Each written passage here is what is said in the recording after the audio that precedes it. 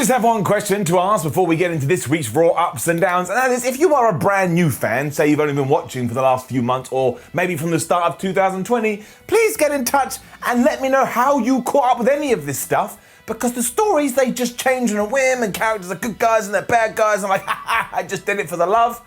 I don't know what's going on, but I tell you, somehow it's always sports entertaining. But my name is Simon Miller, thank you for joining me again, and let's talk about retro ups and downs and get into that damn poll, which is live right now on the WhatCulture YouTube community feed. Because this week, you have voted for Halloween Havoc 98, which makes sense, you know, Halloween's coming up. Vengeance 2001, which also makes sense, 30 years of Chris Jericho. The highest rated WWE SmackDown ever, which was from April 2000, where Stone Cold Steve Austin destroyed the D-Generation X bust. And SummerSlam 2002. I'm gonna say this, if SummerSlam 2002 doesn't win this time, it's gonna go away for a while. He has been banging his head on the wall for some time. But enough of that, let's move on and up those downs for Raw.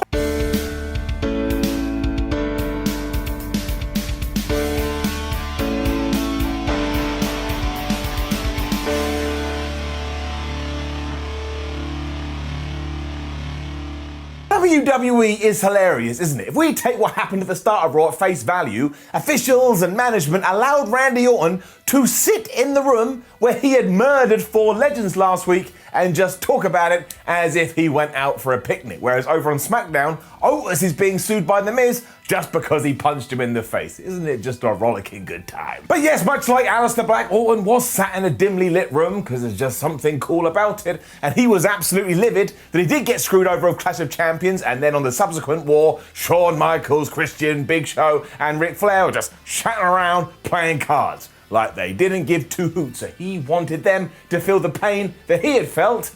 So yeah, he tried to kill him. There's also an amazing line where he said, "As I slid down my night vision goggles," and that cracked me up because what a thing to say. And he was also lying to us here because he said, given he was wearing the goggles, he could see what everyone was doing, and Big Show was trying to get away, and Shawn Michaels was trying to use a chair or something. Hogwash, Randy Orton, hogwash. Nobody even made a damn sound. The only real shame from Randy's point of view is that Drew McIntyre wasn't there to witness it live, and therefore they should have a Hell in a Cell match. That was his justification for doing this, and yes, we are indeed going to get that at the pay-per-view. At this very opportune moment, Drew McIntyre just burst into the room as if he'd been listening, like cupping his ear to the whole time, going, "No, not yet, give it a second, give it a second." And as he was beating up Randy Orton, he kept shouting, "Tell me about hell, Randy," as if he was a villain in an Indiana Jones movie and he wanted the secret special details so he could get to hell first before Indy and get some kind of an artifact. And there was nothing particularly wrong with this either, but it just kind of felt like WWE has extended this feud because they don't have any more feuds to go to, and that's fine, but Drew McIntyre's basically whipped Randy Orton's ass now for around about a few months. Because of that, it's getting it down. Oddly though, I'm also going to give it an up, which makes absolutely no sense, but I stand here on my little pedestal, and a lot of times I go, "WWE, please do different things, give me something different," and they did do that here. Like, when was the last time we started an episode of Raw with just some guy in a room going all gaga? So I'm always going to reward creativity,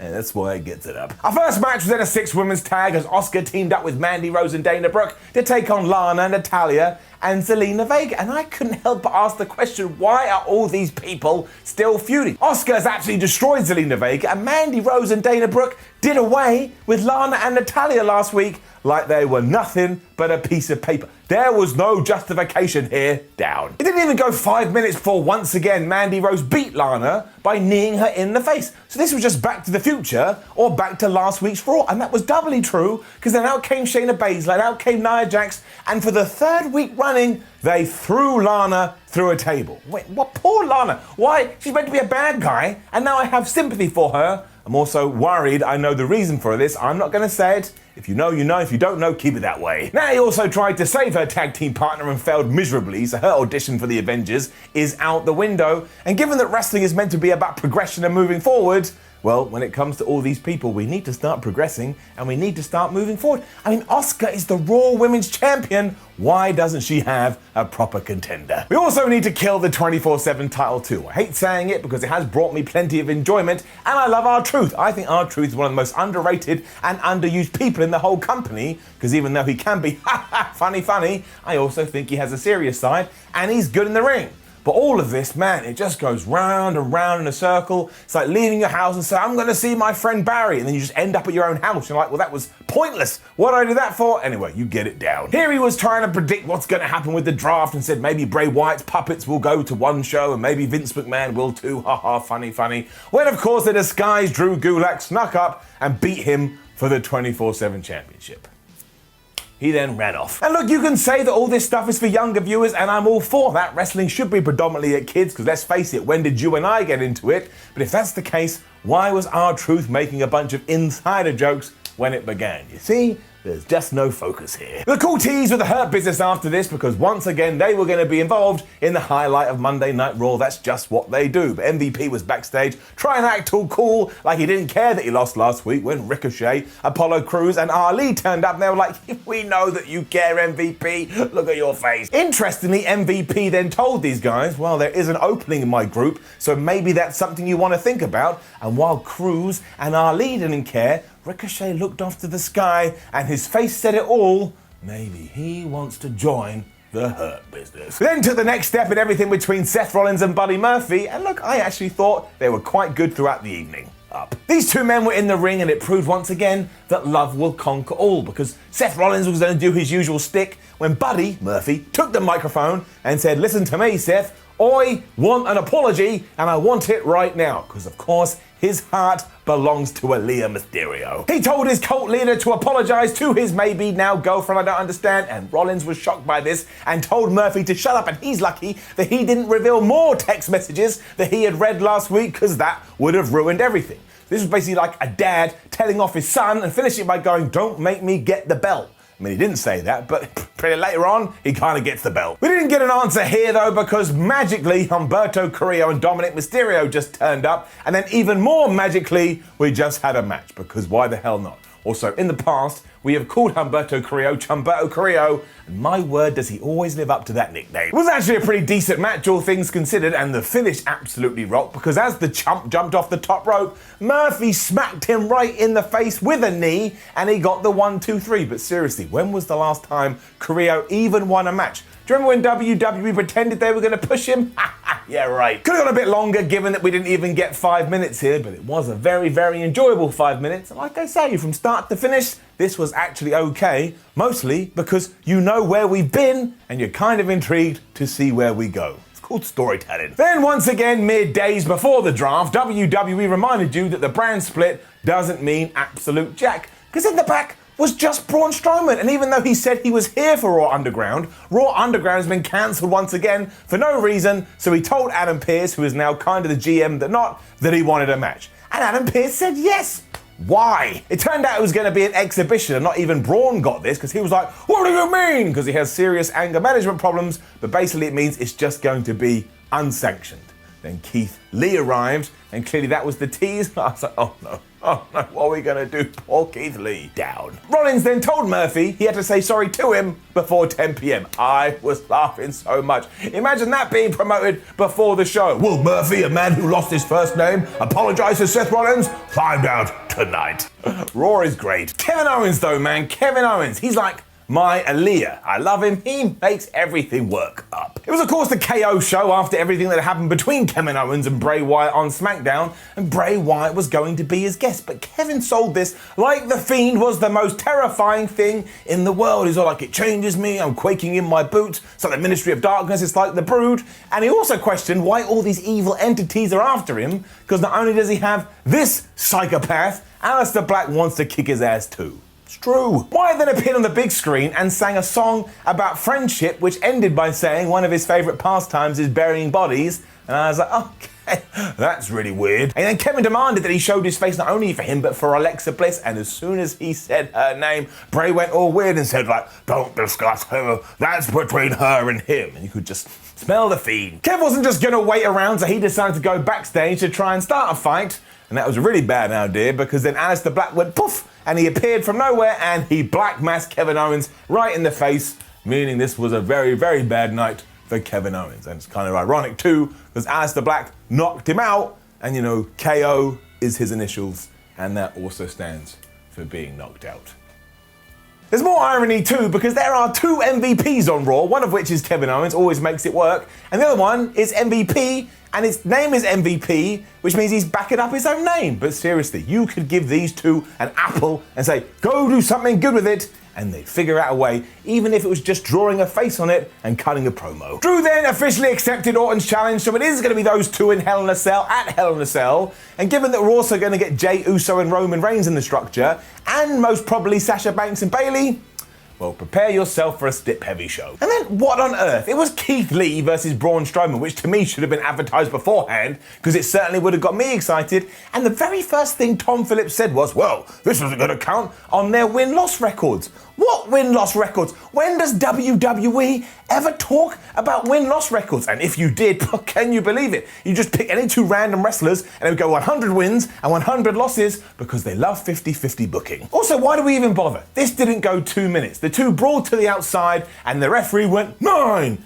10, and he counted them out. Once again, Braun Strowman can't control his temper, so he was like, what am I going to do about this to move? Got these hands. And I just thought, why even put the match together if it's just going to end without any stinking finish? Down. However, there were some cool moments here, because Braun was so mad he just smashed Keith Lee into the barricades, and Keith Lee sold that like it was ice cream. He just stood right up to his feet, and then when they battled onto the stage, Lee speared him off of there, and they crashed through what was clearly a gimmick landing pad. But look, I tell you, it's worth going to find a gear for a little clip on social media.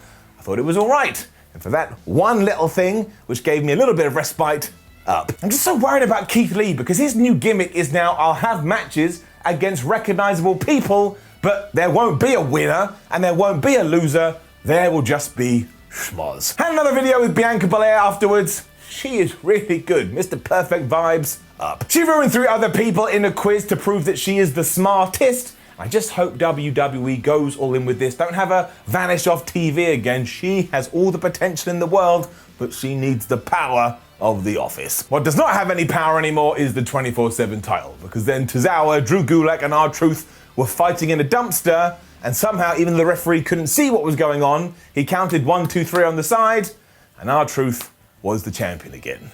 More irony here, because they were in a trash dumpster thing, and it was rubbish. Down. Right, okay, all this stuff with the Hurt Business, Ricochet, Ali, and Apollo Crews has probably overstayed its welcome, but I just enjoy them all so much, I always find a way to get a kick out of it. And here we were going to get Shelton Benjamin and Bobby Lashley taking on Apollo Crews and Ricochet, but before we got there, MVP was on the microphone talking about Retribution, and he called T-Bar Teabag. Chuckled away, because I'm 7 years old, and if you know, you know. If you don't know, don't worry about it. Ali then laughed at the thought of MVP thinking he only lost because he saw the Retribution logo last week, and then Ricochet was laughing because he would never join the Hurt Business, and MVP and co thought he would. This was like that scene out of Anchorman, when they're all laughing and Ron Burgundy starts going, we are laughing, we are friends. It was a little bit awkward, although to be fair, Ricochet did have some few good barbs about LeBron James. We then did get that match, and of course Apollo Crews tapped out to Bobby Lashley after the Hurt Lock, because we have to do that every single week, otherwise the world will implode on itself. But look, honestly, it's always good. When Apollo Crews fires up, he is a damn good pro wrestler. He's getting up. Cedric Alexander, however, is also still missing, so I can only assume that he's self-isolating, so I just hope that he's okay. I know that it affects the story, but health is more important, so yeah, well wishes to him. And then, oh my gosh, WWE, please just marry me. I will accept any kind of proposal you'll give, because halfway through this match, we got a clock on the screen, which was a countdown for Murphy to apologize to Seth Rollins. Look, if we watch wrestling to be entertained, this entertained me so damn much. I mean, who made this? It was so strange. And look, if they're gonna do it, we're gonna do it here on Ups and Downs. So poof, there it is. There is my clock, which we're just gonna start now, and we will stop it the next time WWE does anything stupid on Monday Night Raw. So it may only last 10 seconds, but the Miller clock is away. Afterwards, we also saw Aaliyah and Murphy had a chat, and he was like, oh mate, I'm so sorry. And she was like, please don't apologize to Seth Rollins. He doesn't deserve it. And Murphy was all conflicted. Ali was then once again getting in the faces of the Hurt Business. And they were really pissed off about this, but Ali said, no, you shut up, you listen to me. Not only am I alone now, I'm gonna be alone in the ring later. And not only do I want to see you MVP, I want to see you Shelton Benjamin, and I want to see you Bobby Lashley. It was like, oh my gosh, Ali, he's firing up. But something was going to happen here. I didn't see it coming. It's really good. We'll get there. Rollins and Murphy were then back in the ring. And while I did think this was a little bit too much because we had seen them a lot, once again, it was all right. up. It was, of course, the big apology because the clock had run out. Not the clock, oh no, what we're gonna do?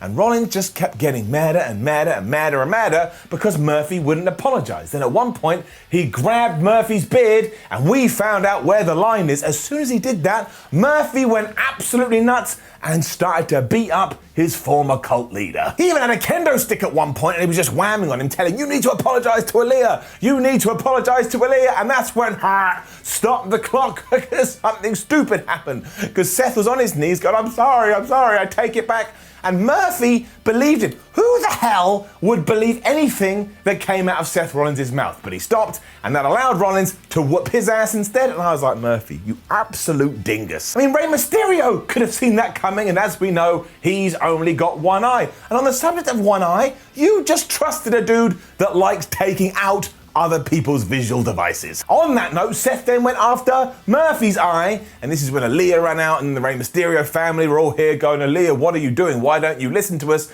And Rollins then skulked off with a little smirk on his face, because I guess this was his master plan.